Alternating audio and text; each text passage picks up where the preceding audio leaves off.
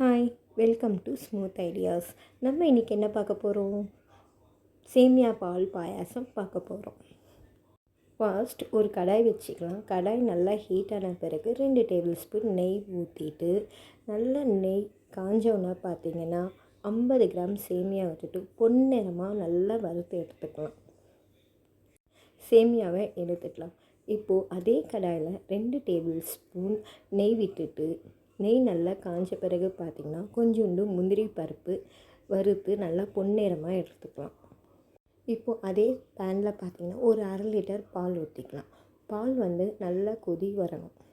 நல்லா கொதித்த பிறகு பார்த்திங்கன்னா அதுக்குள்ளே ஒரு மிக்ஸி ஜாரில் 10 பாதாம் பருப்பு, கொஞ்சோண்டு முந்திரி பருப்பு, கொஞ்சோண்டு பாலை ஊற்றிட்டு நல்ல ஒரு ஸ்மூத் பேஸ்ட்டாக அரைச்சி எடுத்துக்கலாம். அரைச்ச பேஸ்ட்டை பாலில் ஊற்றி நல்லா கொதிக்க வச்சுக்கலாம். இப்போது பாலில் பார்த்திங்கன்னா வறுத்து வச்ச சேமியாவை போட்டு நல்லா கலந்து விட்டுட்டு நல்லா சேமியா வேக வைக்கணும். பால்லையே வேகணும். அப்போ தான் உங்களுக்கு டேஸ்ட்டாக இருக்கும். இப்போ பார்த்திங்கன்னா வறுத்து வச்சதுனால முந்திரி பருப்பு, வறுத்து வச்ச முந்திரி பருப்பும், அதுக்கப்புறமா பார்த்திங்கன்னா 2 ஸ்பூன் சர்க்கரையும் போட்டு நல்லா மிக்ஸ் பண்ணி விட்டுட்டு, மறுபடியும் 4 டேபிள் ஸ்பூன் மில்க் மேட் போட்டு நல்லா மிக்ஸ் பண்ணணும்.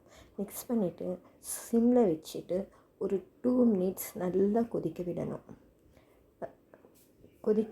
கொதித்தோன்னே பார்த்திங்கன்னா ஒரு டேபிள் ஸ்பூன் போட்டு அதை மறுபடியும் நல்லா மிக்ஸ் பண்ணிவிட்டு மறுபடியும் சிம்லேயே வச்சுட்டு ஒரு 2 மினிட்ஸ் நல்லா கொதிச்சிங்கன்னா சூப்பரான சேமியா பால் பாயாசம் ரெடி.